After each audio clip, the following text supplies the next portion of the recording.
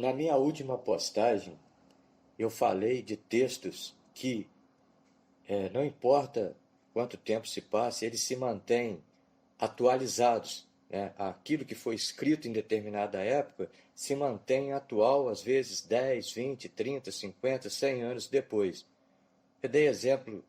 poderia dar vários outros, de Machado de Assis e de Rui Barbosa. E também dei o exemplo de um texto que eu escrevi, cujo título era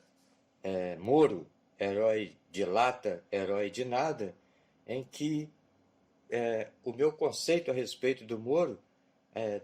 passado mais de 2 anos de que depois que eu escrevi aquele texto, só piorou, né? E, e assim acontece, quer dizer, ele está mais atual e está até atrasado a respeito daquilo que se veio descobrir a respeito do então herói entre aspas, né, da Lava Jato, do combate à corrupção. Hoje eu vou falar um outro texto de minha autoria com essas características também. Este aqui, cujo título é O Erro Histórico do Brasil, foi escrito no dia 28 de abril do ano passado, ou seja, de 2020. Nós estávamos aí com um pouco mais de um mês e pouco, da pandemia. E ele diz mais ou menos assim: não obstantes a longa, bizarra, obscura e principalmente medíocre carreira do então deputado Jair Bolsonaro, hoje presidente da República, durante a qual não se tem notícia de nenhum projeto de interesse nacional aprovado por iniciativa dele, nem a forma equivocada, desarrazoada e irresponsável como tem se comportado durante a pandemia, o que ele produziu nesse período foi uma farta coleção de entrevistas, principalmente em programas de televisão de gosto duvidoso, vídeos e declarações que variavam do grotesco ao insano, do despótico ao tirânico, revelando de forma inequívoca o rascunho mal acabado do ser humano que é, a vilania do seu caráter e sua abissal pobreza espiritual. O erro histórico do Brasil não aconteceu no dia 28 de outubro de 2018, data do segundo turno das eleições presidenciais que o conduziram ao poder. A opção do Brasil pelo retrocesso histórico, econômico, social, cultural e civilizatório, juntamente com uma guinada em direção ao autoritarismo, aconteceu no dia 17 de abril de 2016, quando a Câmara Federal autorizou a abertura do processo de impeachment contra a ex-presidente Dilma Rousseff. Naquele dia, ao proferir o seu voto, o deputado Jair Bolsonaro, fiel ao seu caráter rasteiro, à torpeza do seu coração odiento e à covardia característica dos seres humanos mais vis, exaltou a memória do torturador e assassino Carlos Alberto Brilhante Ustra, que torturou a ex-presidente, o qual deve ter sido gerado na mesma latrina que o atual presidente da República.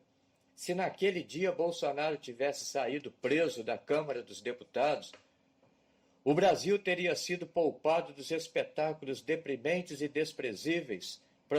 protagonizados pelo presidente nos seus encontros diários com os jornalistas que cobrem o Palácio da Alvorada, os quais desmoralizam e ridicularizam o Brasil diante do mundo civilizado e transformam a presidência da República num espetáculo circense de péssimo gosto e baixíssimo nível. E a prisão deveria ter acontecido não apenas pela arrogância e escárnio do então deputado em exaltar um torturador e, consequentemente, a tortura em pleno Congresso Nacional, mas também pela ousadia em atacar a democracia, regime que lhe permitiu se eleger diversas vezes, transformando-se num ícone do parasitismo do dinheiro público, levando-se em conta que sua atuação como parlamentar teve para a sociedade um retorno próximo de zero. Pior, além de ter se tornado um parasita, quanto mais, gerou 3 outros parasitas, os quais nunca trabalharam e, a exemplo do pai, desde cedo se alimentam nas tetas do dinheiro público. Os pupilos do presidente, representações fiéis de mauricinhos mimados, intelectualmente sofríveis e emocionalmente instáveis, não produzem nada de útil para o país, criam confusões e até incidentes diplomáticos, exibindo ainda um leque de práticas corruptas que vão de rachadinhas a empreendimentos imobiliários com milicianos, os quais, diga-se de passagem, gozam da intimidade da família Bolsonaro, como o intocável Queiroz e o falecido Adriano da Nóbrega, chefe do conhecido escritório do crime do Rio de Janeiro, executado na Bahia no ano passado, no caso 2019. Jair Bolsonaro se elegeu sob o manto da moralidade, da honestidade e do combate à corrupção, mas tanto o seu passado como deputado, época em que praticava a chamada corrupção rasteira, por exemplo, rachadinhas e superfaturamento de notas de abastecimento de combustível, quanto suas tentativas de aparelhamento das instituições da República para tentar barrar investigações que podem envolver os seus filhos, deixam claro que ele pode até ser contra a corrupção dos outros, não a do seu clã. O mito, entre aspas, logicamente, prometeu ainda um ministério técnico. O que temos é um ajuntamento de velhacos, alguns condenados pela justiça, como, por exemplo, Ricardo Salles, ministro do Meio Ambiente, e psicóticos delirantes como o chanceler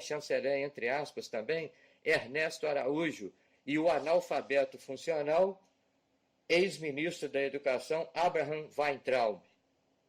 O Brasil é de fato um país muito estranho.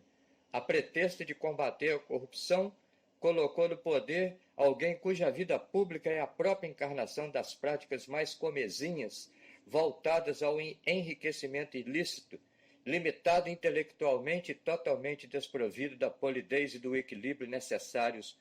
ao exercício do cargo. Junto com Jair Messias Bolsonaro, subiram a rampa do Palácio do Planalto a incompetência, seus inúteis filhos, a milícia, o aumento da desigualdade social, o retrocesso científico, cultural, educacional, enfim, a barbárie, produzindo um desastre histórico do qual o país levará décadas para se recuperar. Lisonjeada, a hipocrisia agradece.